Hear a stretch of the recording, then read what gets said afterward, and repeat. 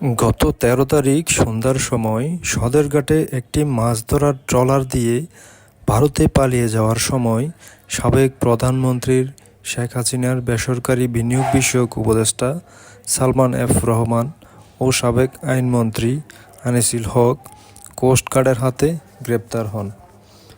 এ সময় সালমান এফ রহমানের কাছে একাধিক দেশের মুদ্রা পাওয়া যায়।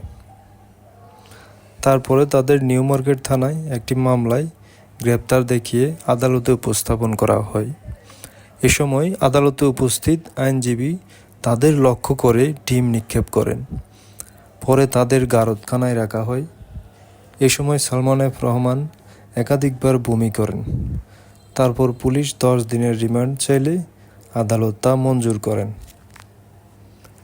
রিমান্ডে জিজ্ঞাসাবাদের এক পর্যায়ে সালমান এফ রহমান বলেন, সে যা কিছু করেছেন তা শেখ হাসিনা ও তার 2 মন্ত্রী ওবায়দুল কাদের ও স্বরাষ্ট্রমন্ত্রী আসাদুজ্জামান খান কামালের নির্দেশেই করেছেন। তিনি আরও বলেন, ওনাকে আমরা অসংখ্যবার বাস্তবতা বোঝানোর চেষ্টা করেছি, কিন্তু তিনি বুঝতে চাননি, বরং আরও আক্রমণাত্মক হওয়ার নির্দেশ দেন, আইন শৃঙ্খলা পরিস্থিতি যাতে তার নিয়ন্ত্রণে থাকে।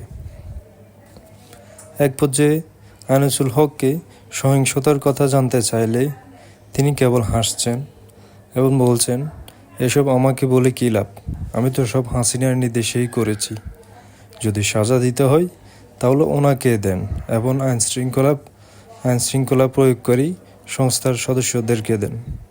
উল্লেখ্য, গত 5 আগস্ট ছাত্র জনতার গণ অভ্যুত্থানে শেখ হাসিনা সরকারের সুদীর্ঘ 15 বছরের শাসনের অবসান ঘটে এবং তিনি ও তার ছোট বোন শেখ রাহানা